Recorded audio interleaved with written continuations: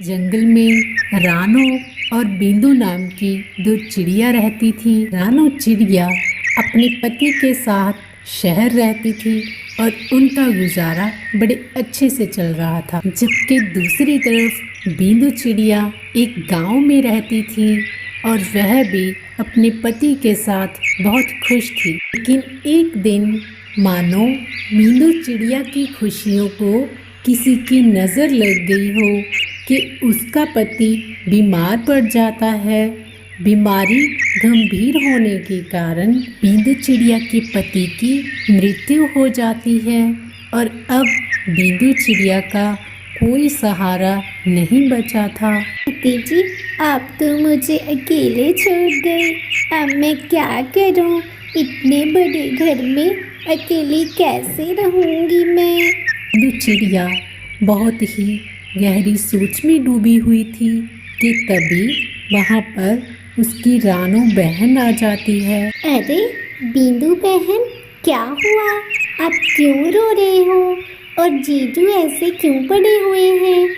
क्या हुआ? बोलो ना कुछ। रानो बहन, आप कब आई? देखो ना, देखो ये उठ ही नहीं रहे, ये मेरी बात नहीं सुन रहे। बुलाओ ना इन्हें। बिंदु चिड़िया की यह हालत देखकर रानो चिड़िया समझ जाती है कि अब उसकी बहन के पति इस दुनिया में नहीं रहे। रो मत मेरी बहन, अब जो होना था वो तो हो गया। अब हमें हिम्मत से काम लेना होगा। रानो बहन, अब मैं क्या करूँगी? मैं तो एकदम से अकेली पड़ गई हूँ। मैं कैसे रहूँगी इतने बड़े घर में? अरे बीदू बहन, ऐसा मत बोलो। मैं हूँ ना जब तक।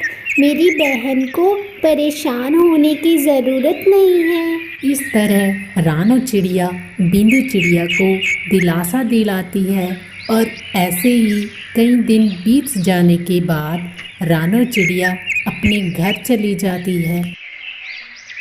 रानो चिड़िया का पति बहुत ही घमंडी व लालची था।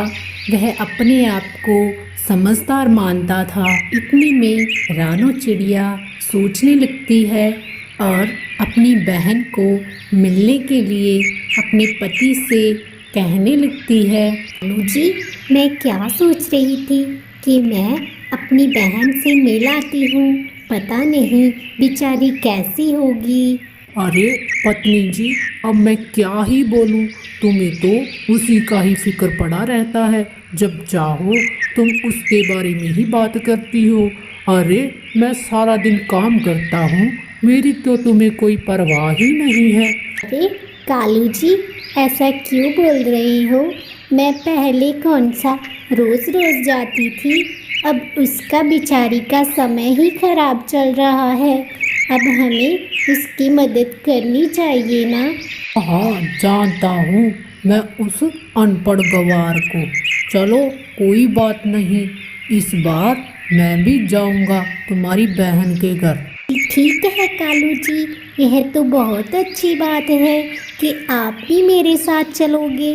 मेरी बहन यह देखकर बहुत खुश हो जाएगी। अगली ही सुबह वह दोनों बिंदु के घर को रवाना हो जाते हैं।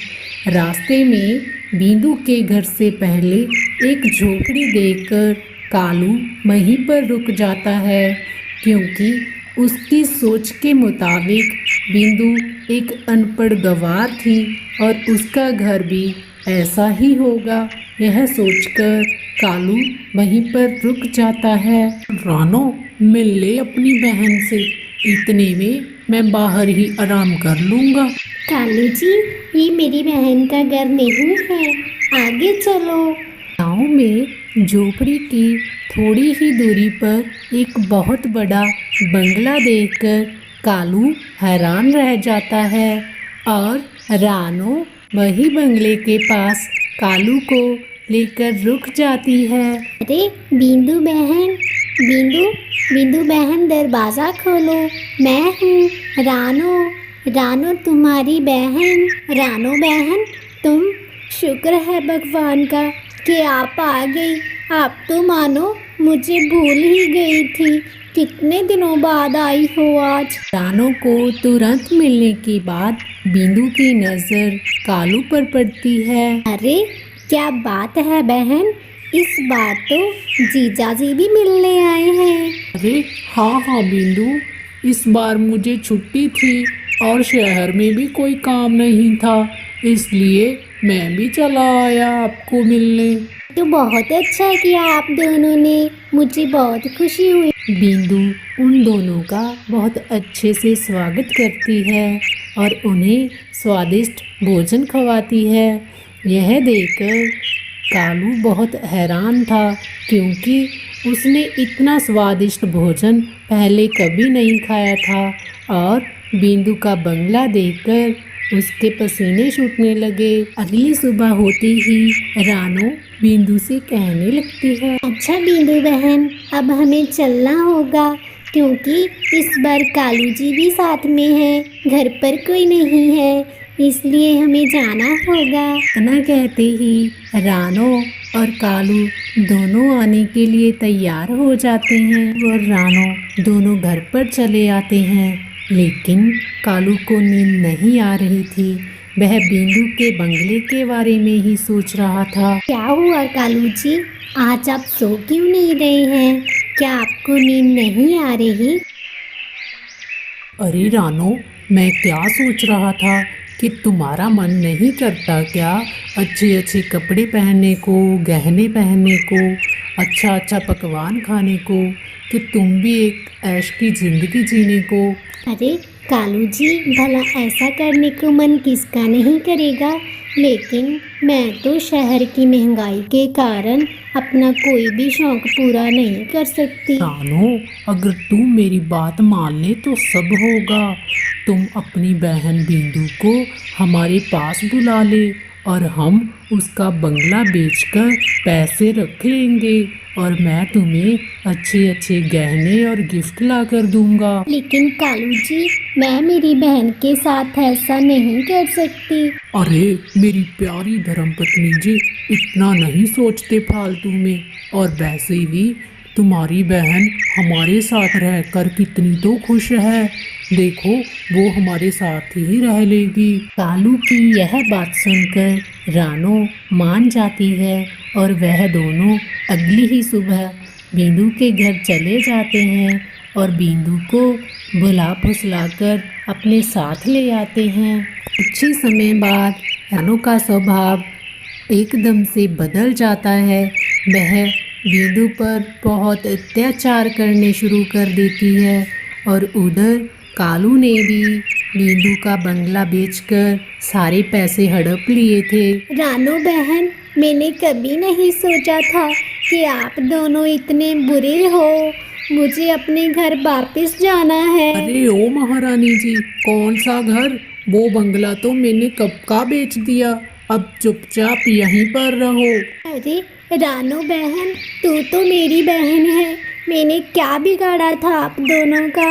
इस तरह दिन ब दिन उन दोनों के अत्याचार बिंदु पर बढ़ते ही जा रहे थे। एक दिन बिंदु मन में सोचने लगती है, अरे इस तरह तो ये दोनों दुष्ट मेरी जान ही ले लेंगे, मुझे यहाँ से भागना ही होगा। लेकिन मैं यहाँ से जाऊँ कैसे? इन दोनों ने तो मुझे कैद करके ही रखा है। एक रात कालू और रानो सोए हुए थे कि बिंदु को बाहर निकलने का मौका मिल जाता है और वह उन दोनों को बाहर से ताला लगा देती है। बिंदु अपने गांव में लौट आती है और इतने में बारिश शुरू हो जाती है। अरे रानो, ये क्या हो रहा है? अरे बारिश कहाँ से आ गई? हमने तो घर भी नहीं अच्छे से मरम्मत किया हुआ, अब क्या करें? कालू जी, इस बिंदु को कहो ना, ये हमारा घर ठीक कर दे, हमें सोने दे। जब कालू और रानो बिंदु को आवाज़ लगाते हैं, उन्हें पता चलता है कि वो घोंसले में नहीं है।